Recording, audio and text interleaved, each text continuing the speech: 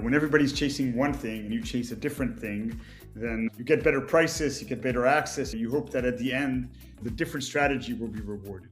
I think AI is changing humanity. We shop differently, we work differently. That creates an enormous opportunity for us as consumers. Everything that we will do, from how we spend our leisure time, our work time, is changing. And I think that creates an opportunity to invest in category-changing consumer startups.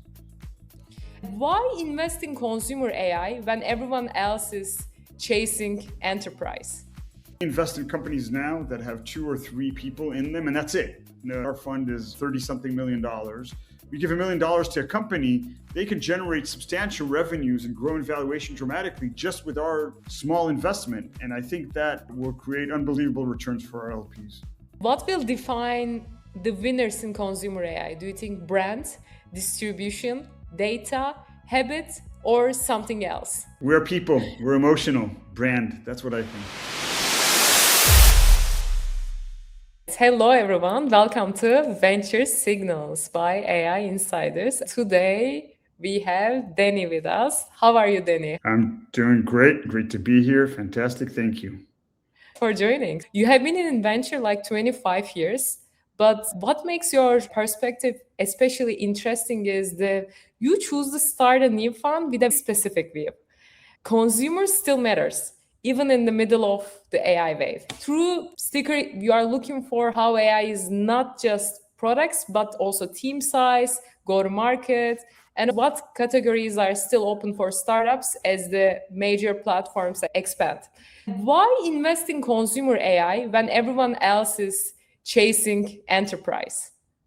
I hope I'm right. I hope that when everybody's chasing one thing and you chase a different thing, then you get better prices, you get better access, you get better a lot of things. You hope that at the end, the different strategy will be rewarded. I think AI is changing humanity, and everything that we as people do is different.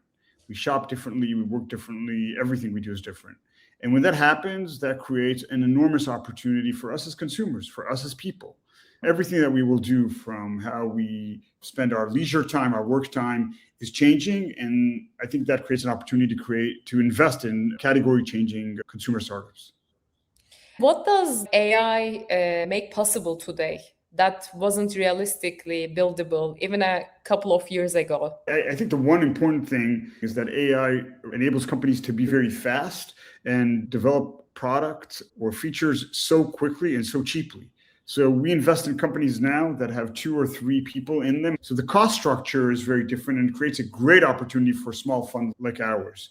But look, again, as I said, AI is changing also the application side. So we can trade differently on the stock market because of AI. We can monitor our health differently because of AI. We can learn things, or education changes dramatically. So every part of life is now very different, and that will just create the opportunity for new companies. And you mentioned portfolio companies with just 2 people generating meaningful revenue. What does the change about how you think about the team size, hiring, and the capital needs now? Look, it's a great question. This is all new. We don't know. We had a company with a few people approach a strategic buyer. And the buyer said, I don't know if I can buy you because you have no people. What am I buying here? And I think we're not clearly understanding, what does it mean, a company with so few employees? But what it means really is that we, as a fund, our fund is $30-something million.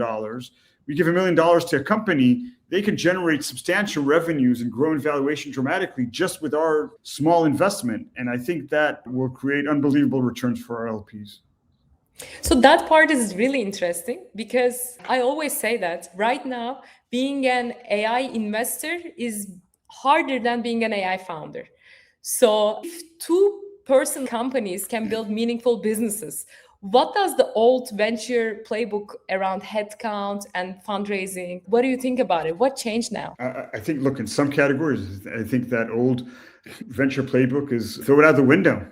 It's irrelevant. And by the way, when we have founders come to us and say, give me $4 million, 6 months to build a product, we're hiring 10 people, we're like, we're not going to do any of that. It doesn't make any sense. So I think it changes the world of investing, and for the founders, in a way that we don't fully understand. And only in a year or 2 from now, we'll know what are the real implications. And you also talk about AI changing distribution, especially with OpenAI moving into advertising. How do you think consumer discovery is being rewritten right now? I mean, how much time people spend on ChatGPT and do they find products and services there? Absolutely. Everybody's interested in what's called GEO, or how to impact the results that are shown in AI and ChatGPT and all these platforms. And that's a new distribution layer, right? When I now want to travel to Hawaii and I want to understand where should I go on ChatGPT. So now there's a platform for travel discovery, for shopping discovery. People say that AI will do the shopping for us. That might happen on some fronts. It won't happen on all fronts. But that change in behavior is an unbelievable distribution opportunity. And I can see that building is democratized, but distribution is not actually. And do you think next great consumer companies will be one more product quality or by who understand the new distribution layer first? Yeah. The reality is both, because if you understand distribution dramatically well, you probably have a chance. But if your product is not great, you will lose at the end. If you have a great product and you don't understand distribution, nothing will happen with you. So distribution first is clearly the critical part, but retention will always happen just on the quality of the product. By the way, the interesting thing is, especially on the product side, I think we're seeing a revival of physical goods and hardware, because in a world where everything is so easy to develop and software is democratized, as you said, a differentiation is to have a physical product. We're seeing a huge number of companies that are coming in with the physical stuff with the software side. And so you draw the line between an AI product and a defensible consumer business. Well, I wish, first of all, I don't know, right? And again, AI is in every conversation we have with any company, because it's how they develop, it's how they go to market, and how they do the software layer for everything that they do. But each one uses it in a different way. Look, I want to say something a little bit anti-AI, or one thing to think about. People are not AI, right? And as long as we are in charge, we need physical products, we have emotions, we need to touch things. So the opportunity at the end is to reach the consumer in the way that they understand it. So AI can do a lot of the work, but there will always be some sort of a human factor around it. And how do you believe them? Like, because you see a lot of consumer AI products, how do you detect the real moat instead of just a temporary novelty or hype? First of all, it's hard. Data and momentum are important. Momentum and brand over time is definitely something important. But a lot of times we don't know. We don't know what the moat is or what the moat is going to be. What we hope is that first mover advantage, great execution, and companies that are moving fast and have a good feeling for the market they're going after, that they will be able to sustain. But even ChatGPT was first to market, and now they have competitors, and it's a fierce war out there. I wish I knew what the moats are, but right now we try to focus a lot on the two things you said: markets that are really, really interesting, and entrepreneurs that can execute very, very fast. Then you also you back Israeli founders, but building in the US consumer market. Why do you think that combination works well? I'm based in Israel. Our fund, Sticker Ventures, we're based here in Israel. We target consumer companies that start here, but they always target the US market. Israel market is just not big enough. So we want to go where the real money is. I think Israelis have proven themselves as great entrepreneurs, but they're also great hackers. They're growth hackers in their heart and soul. We've seen some great Israeli companies around e-commerce, beauty, games, applications. Some of the best companies out of Israel has been B2C companies. So the entrepreneurs here know what needs to be done.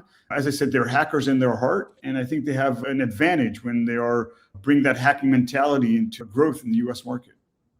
But what do they do differently? Especially, they often do something well, and that's why in the American consumers, they buy it. What's that thing that you notice? I don't know if it's one thing. Probably I would say it's very data driven. It's not about the brand and the look and feel. It's what does the data show me? And I think the ones that have done it well are solely attached to the numbers, right? They fly by looking at what the data shows them. And they're also relatively capital efficient. So if you fly based only on data, and base things on A/B testing and everything that is seen in your data, you will do very well. And I think that's a little bit of a differentiator. That's great. Yeah, data part is the key. I mostly see the Israeli companies in the defense and cybersecurity space. We have also customers, and they're all from Israel, but they are serving to the US market. So that's great. And what sounds exciting in consumer AI right now, but you would never invest in it? Oh, wow. Look, I mean, we invest almost in anything. We won't touch markets like real money gambling or pornography or things like that. Are those being changed by AI? Absolutely, they are, for sure. But we're not going to touch those things. But other than that, we'll do almost anything, right? And every day I see companies come into the office with things that I would never imagine. So it's pretty exciting.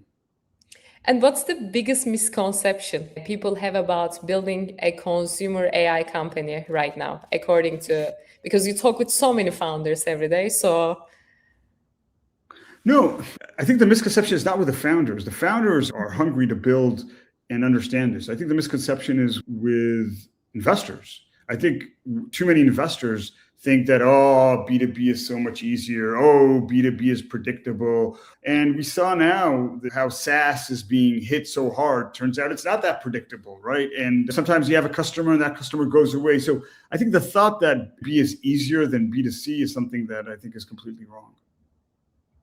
okay, Danny, so 5 years from now, what will people realize they misunderstood about the current consumer AI during this period?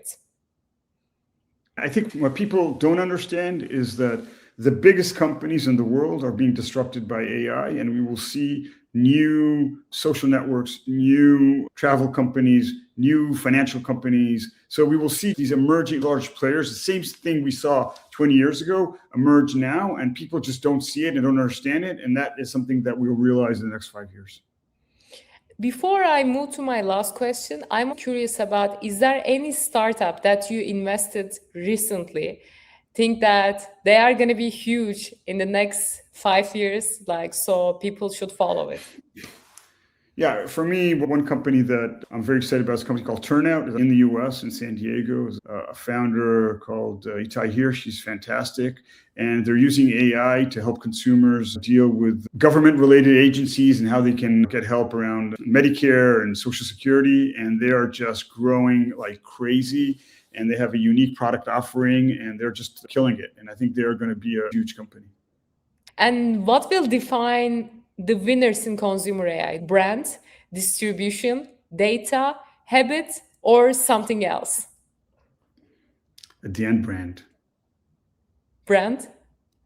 I think Okay. at the end, as I said, we're people, we're emotional. Brand, that's what I think. Yeah. Thanks a lot, Danny, for joining. Thank you for the opportunity.